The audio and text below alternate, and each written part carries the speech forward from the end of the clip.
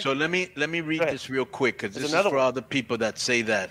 No, you've read this, but I wanted to bring it up because this is like, you know how people always say that Meltzer's always on Tony Khan's, right? Right. No, he got upset at him recently. Yeah. It says it has really gotten ridiculous that AEW hasn't acknowledged anything at this point regarding Punk, Omega, and the Young Bucks. This is from Meltzer. Right. They did nothing in the local markets in September when they ran shows where tickets were purchased, with Punk as arguably the biggest draw and as Omega as one of the biggest draws, and Bucks as stars as well for shows they weren't going to be at. Khan has said he can't talk about it the few times he's been asked, but they haven't mentioned an investigation or suspension or anything. There is no sports property where something like this would happen and nothing would be said.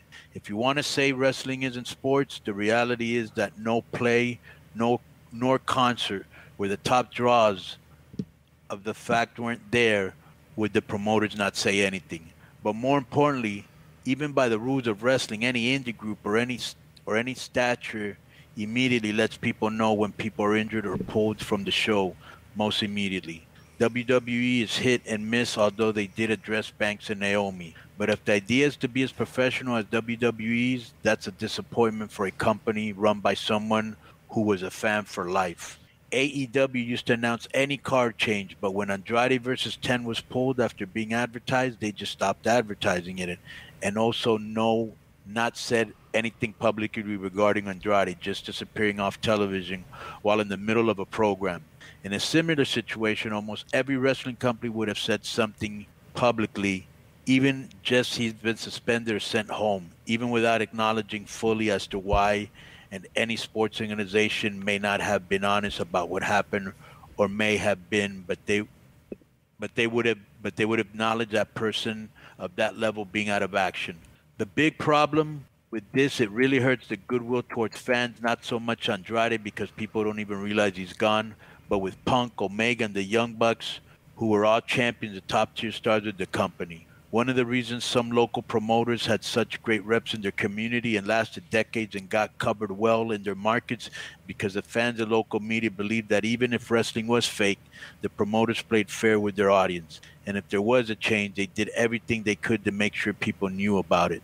At a time when AEW is not selling tickets like it was, and not being hot on Fridays, is not the time to have their fan base see them as carny, sleazy wrestling for the hardcores who defend them, or just have them care less and feel less of a bond with the company for the hit and miss viewers. Like, he took it to him, bro.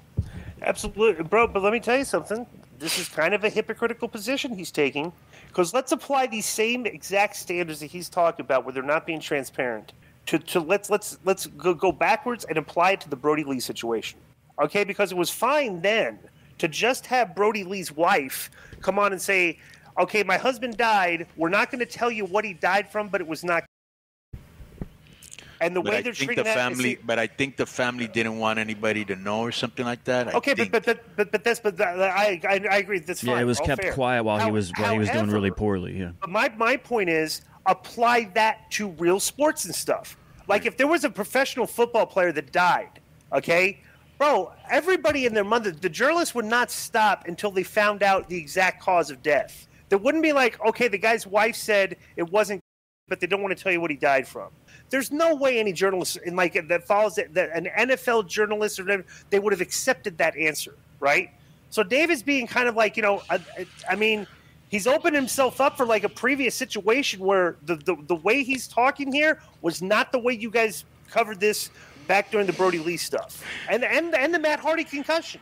Yeah, because like I said. Thing. There was not a lot of transparency. Brody Lee's family probably reached out to Dave, probably reached out to Tony, probably reached out to a lot of people and said, we want privacy. Mm-hmm. Right. And so he respected that. And that's fine. However, but if he was that was the NFL or NBA or something, bro, they would not. No journalists would not accept that. Right. They'd like, You're okay, right. what was the cause of it? Right. Exactly. So it's like this kind of a weird position he's taking.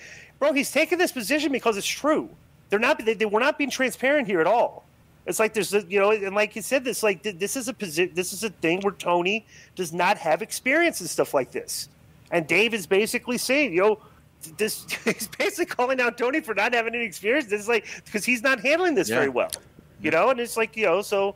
But I don't know if it was really covered widely, but okay, Brody died in December 2020, but it says here in January 2021 on the AEW Unrestricted podcast, Amanda Huber revealed that he had died from idiopathic pulmonary fibrosis, a rare condition which causes lung tissue to become irreversibly thickened and stiff. That was in January. Yeah, that was in January. A month later. It took some time. Yeah, was my point. Mm-hmm. But originally when the story was, it's not.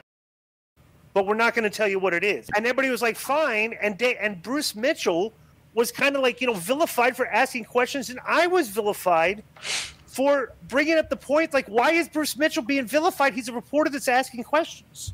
Right. I literally have been on by that whole fan base. Still are. For just basically saying, okay, where's the journalistic principles here? Because, like, unless we see the cause of death, it's like, I'm not, we should get the facts here. A professional wrestler died, and just saying, well, it's not. We're not going to tell you what it is. From a journalistic ethics standpoint, it's like, well, what type of journalist would be satisfied with that? It's like I'm not hating or something, but it's just the question of like how journalism was basically kind of like just. But the family did ask everybody involved, hey, we don't want to get out, and probably Dave said, all right, I can respect that. Right. So did Tony, and so did whoever else was involved, and that made it tricky. Because now you're telling people, hey, don't say anything. You know? Right. Yeah. And it was at the height of hysteria, too, So it's like, right? So it's like, but Dave is, but you're right. We should have applied these same standards back then. It's interesting that Dave has this position now, but did not have this position back then. Because he was told to respect the family's wishes. Right. Yeah. Right. He probably did have it, but they were like, yo, dude, please keep it under wraps. Right. All right.